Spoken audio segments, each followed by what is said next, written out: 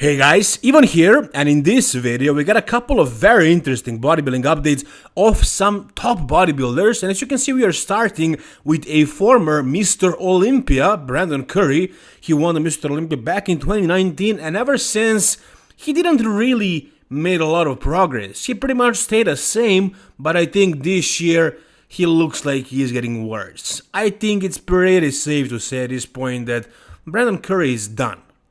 Now, if you look at his upper body, you would say that this upper body can win the Mr. Olympia. It's arguably the best upper body out there. I mean, it could definitely challenge everyone's upper body. I mean, it's very, very complete. Like, those arms are insane. That chest is super full. Shoulders are big and round and wide. Back is also really, really good. The midsection is perfect, flawless. Pretty much the waist is small. Everything is in perfect proportion and everything is super, super developed.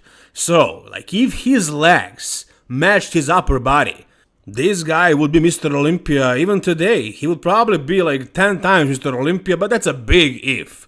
That's a big if. That's if he has an entire muscle group that's actually half of his body. Now, you don't really see how bad his legs are in all the poses. He can hide his legs and actually make them look pretty good in the side poses. From the back, also you can see, but it's not that bad. Although from the front, yeah, very, very bad. And the reason why I'm saying he's done is because right now, this year, actually in this physique update that he posted at 7.5 weeks out of 2023 Mr. Olympia, his legs look worse than ever, especially that right leg. So like I said, since he won the Mr. Olympia, his upper body pretty much stayed the same, right? It stayed big and full and it didn't really progress much, it can't really get much better than this. But I feel like his lower body has been getting worse so slowly that you wouldn't even notice it. But if you take a look at 2019, it seems like his legs were a bit bigger and fuller. However, now, in this physique update, one of his legs, especially the right one here, you can see it's completely flat. Now, there is no lateralis pretty much left. His adductors are fine, they were always fine, but his lateralis and like everything else on his quads, just gone. So, based on the way he's looking right now, I don't have this guy in my top 6. No, unfortunately, not even top 6. At the 2022 Mr. Olympia, Brandon Curry placed 4th, which is a great success, it's a great result. He beat Big Ramy, he beat Samson Dauda, he beat Andrew Jacked. He was only beaten by 3 guys. And why does everybody have him outside of that top 4 this year? Well, I think last year, he was like really underappreciated because he was blasting full. He was super full, super big, but just the details weren't there because of that crazy fullness. So I'm expecting him to look at the legs here.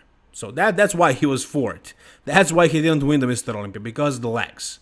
But I think this year he's probably going to try and come in a little bit more conditioned. Because last year he was off, really. With conditioning he was off.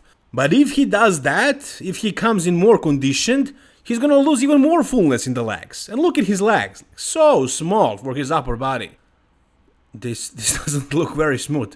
I never noticed this. Anyways, considering that he is still in Kuwait, that he is coached by those guys, they're probably gonna go for like craziest fullness possible. So he's probably not gonna be conditioned again this year, and he will be as full as possible, but his legs look smaller now. So yeah, I think he's gonna go down a couple of spots. Let's check out this posing video once again. So like same lighting, same spot, like every year, pretty much the same physique other than that one leg, basically both his legs losing a little bit more of that size every year. I heard that this year he went to Kuwait earlier than he did all these years so far. So that probably means he's like more focused than before. He's probably gonna try harder. But the guys that I think are gonna beat him this year, aside from Nick, Hari and Derek, Samson and Andrew Jacked have been training the entire year. They don't need to go to Kuwait to focus on training. They are always training super hard. And they are, up and coming. They have been making a lot of progress from show to show.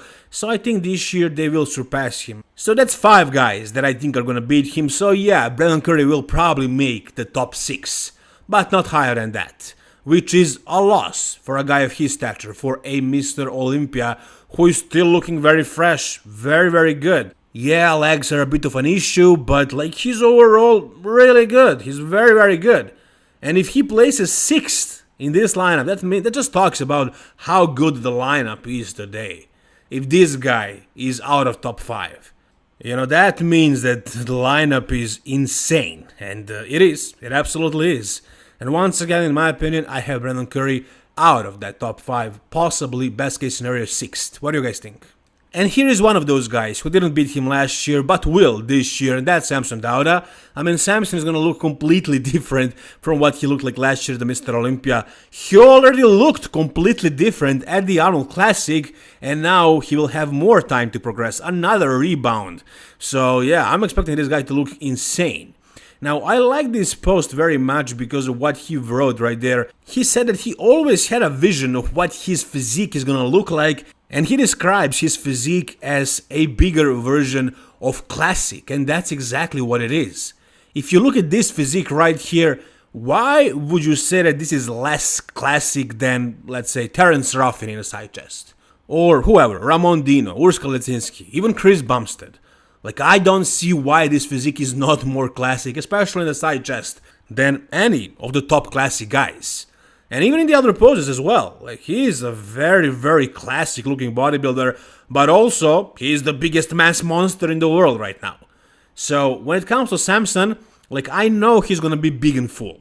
At this point, he grew enough muscle that I think he can sacrifice some fullness and can afford to come in conditioned. And I'm not talking any more conditioned than, let's say, Arnold Classic version that we saw a couple of months ago, basically.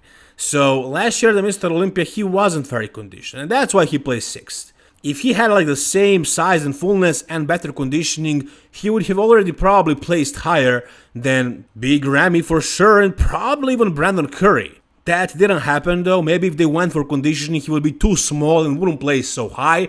But then at the Arnold Classic, he was as big as he was at the Mr. Olympia, but he was just more conditioned, and he looked even bigger and even freakier. So this year, the Mr. Olympia, if he comes in, let's say conditioned as he was at the Arnold, maybe like 2% better, and with the same fullness, maybe like a little bit more fullness, then he has a really good chance of winning the Mr. Olympia title. So at this point, I probably have either him or Derek Lunsford winning the Mr. Olympia. So those are my top 2 guys. What do you guys think? Speaking of classic, we got another physique update of our reigning classic physique Mr. Olympia champion Chris Bumstead, hitting a front double bicep with this crazy vacuum, looking crazy, man, looking sick, looking as aesthetic as they come. Now, last year the Mr. Olympia, he had a bicep tear. He spoke about it after that Mr. Olympia. I think he tore it doing some barbell rows or something like that, like a back exercise, I believe. You could definitely notice that his left bicep was a bit swollen on that stage. He said that it wasn't like a big tear. I think it was like a really minor tear. But now, looking at his biceps, I think his left one looks bigger.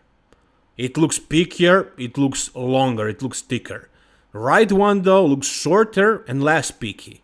It could be the angle, it could be the shadow, because this photo is not like a proper physique update, but I don't know, I don't think so.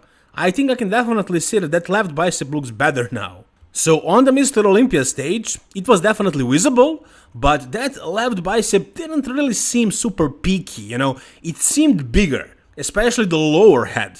I mean, it's a lower head when you look at it from this angle, it's the inner head. The outer head, or from this angle, the upper head, wasn't really that much swollen or enhanced.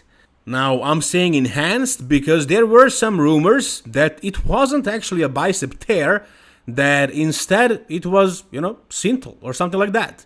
That he tried to enhance his biceps to make them look fuller and rounder, and that he had an injection going wrong. I mean, is that really what happened? I doubt it. I don't think he would do something like that. But who knows? I mean, this guy is the best in the world. I mean, you don't become the best in the world by accident. You're willing to do whatever it takes. Sure, genetics play a big role, but like out of like a million people trying to become the classic physique Mr. Olympia champion, the champion, I'm sure, is doing whatever is necessary. So this was him in 2019. Compare his biceps and his arms to Breon Ainsley's. Like, big difference, big difference. And like, he had a really short heads of the bicep and the tricep as well.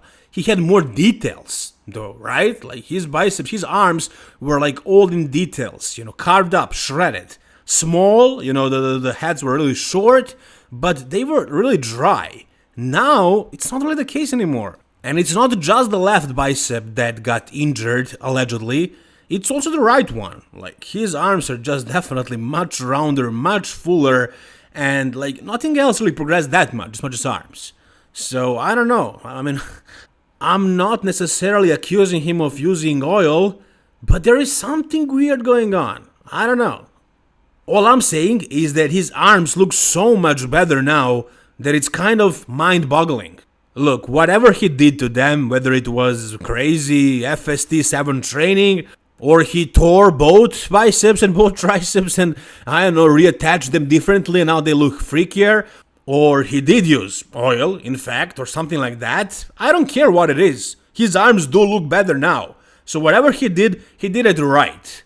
Maybe his arms are not looking as dry, as detailed as they did back when they were smaller, but with more size, his silhouette is better, he's more complete, he looks fuller, he looks definitely improved. So I'm not knocking on Chris, I do prefer his 2022 Mr. Olympia version, that's my favorite one for sure, and I think he's bringing something even crazier this year. Once again, look at those biceps, like, do these arms look small to you now? Not even close, man, not even close. And this V-taper, crazy stuff right here. The next pro show we got is Legion Sports Fest, and John Jewett is one of the competitors that's doing this show. Now, he's of course a 212 Mr. Olympia competitor. He was, I believe, third at the Mr. Olympia, his best placement. He already won a show. Which show was it? I don't even remember. It was a show that only has a 212 as the highest bodybuilding class. He won that show, he qualified for the Mr. Olympia, but he wants to do an open show as well. And as you can see based on the caption right here, the goal is to win Legion. So he's gonna face a couple of heavy hitters like Charles Griffin, like potentially Guduito, a couple of other really good guys as well. We're gonna talk about that show more in the next video, but as for now, we got a physique update of John Jewett, and the question is, can he win Legion? Can he win the open class? I think it is very possible because John Jewett is really known for his consistency. He always comes in shredded, and now there is no weight cap, that he can actually come in bigger and fuller than ever before. And based on what he looks like right now, the conditioning and everything, he is flat here probably, but once he carbs up and can actually do a peak quick without making the weight for 212, I'm expecting him to bring something insane to that stage, so it's gonna be very interesting. Anyways guys, whatever your thoughts are about whichever topic of this video, tell me in the comment section down below. Like this video if you enjoyed it. For more stuff like this, subscribe to the channel guys. Thank you so much for watching, all the best and bye bye.